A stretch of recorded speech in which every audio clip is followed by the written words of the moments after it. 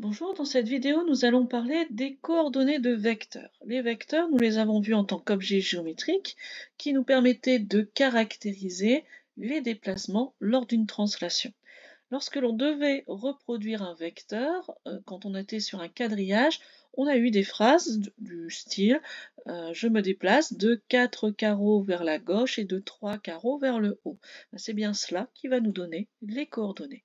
On va maintenant le travailler de manière donc plus rigoureuse. Et pour cela, nous avons besoin d'un repère, forcément pour parler de coordonnées. Les repères, nous les avons travaillés en seconde par la donnée de 3 points O, I et J du plan. Or, on va remplacer maintenant par des vecteurs, le vecteur OI qu'on va symboliser par la lettre petite i et le vecteur OJ qu'on va symboliser par la lettre petit j. Donc on parlera de OIJ avec les vecteurs en tant que repère. Et ça va changer beaucoup de choses puisque lorsque vous avez un repère, vous êtes lié au point d'origine. Votre repère va être fixé par ce point. Or, mes vecteurs i et j, eux, vous savez que les vecteurs, on peut aller les déplacer, qu'ils ont la même valeur à l'intérieur du plan. Donc si on libère ces deux vecteurs de notre point d'origine, on va parler d'un couple de vecteurs qui va nous donner une base du plan. Le repère, lui, va être fixe, va être lié à ce point d'origine, alors que la base, elle, sera mobile, donc va pouvoir être déplacée. Ce qui va être intéressant en physique, puisque si on étudie par exemple les forces qui s'appliquent à une voiture en mouvement, le fait de prendre une base qui, elle, va se déplacer en même temps que la voiture, va nous simplifier nos équations. Nous aurons les mêmes mots de vocabulaire que pour les repères. Si les vecteurs i et j ont des directions, c'est-à-dire sont portés par des droites perpendiculaires, on dira que notre base est orthogonale.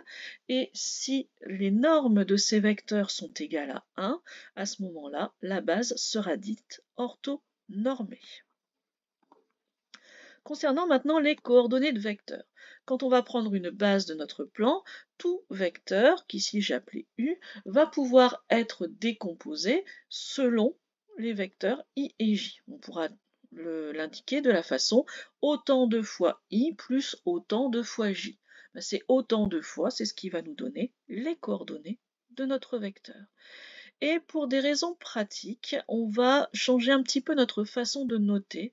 Les coordonnées de points sont notées en ligne, mais les coordonnées de vecteurs sont la plupart du temps données sous la forme de colonnes avec X et Y pour pouvoir comme ça simplifier visuellement nos calculs.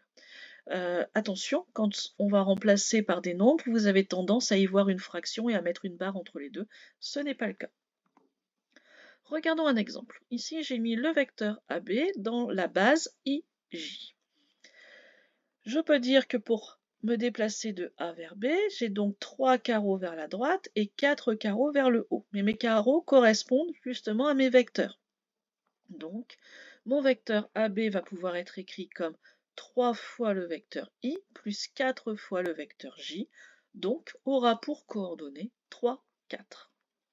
J'ai quelques vecteurs particuliers dont il faut apprendre à travailler avec les coordonnées.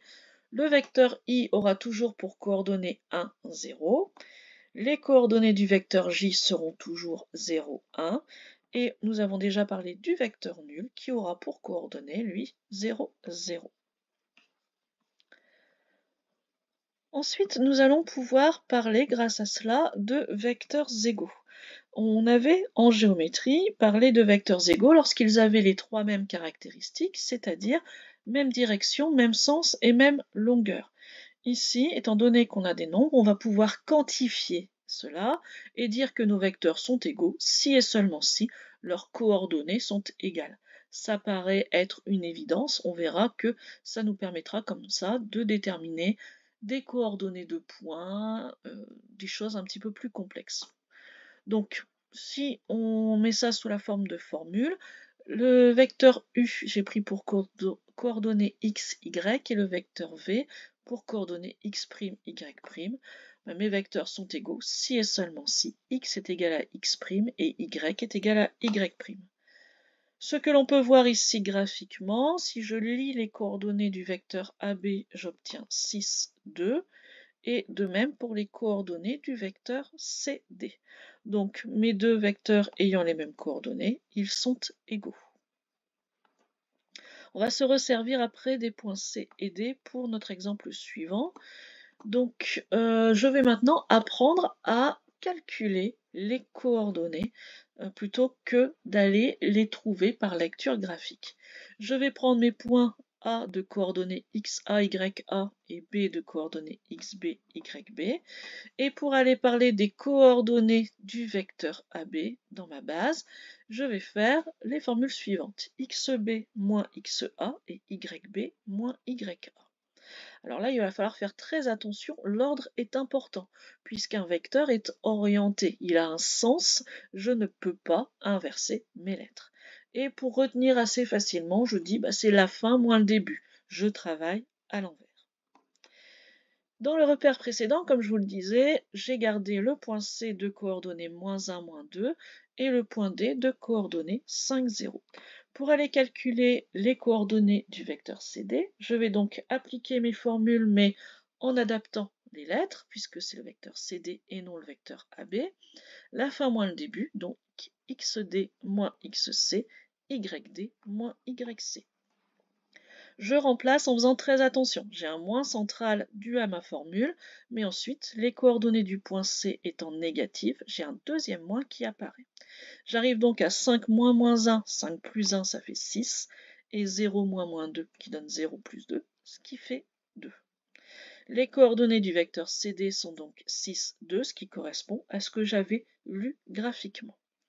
J'ai comme d'habitude les trois mêmes étapes de rédaction, à savoir la formule avec les lettres, je remplace et je calcule. Voilà pour ces premières bases sur les coordonnées d'un vecteur. Au revoir.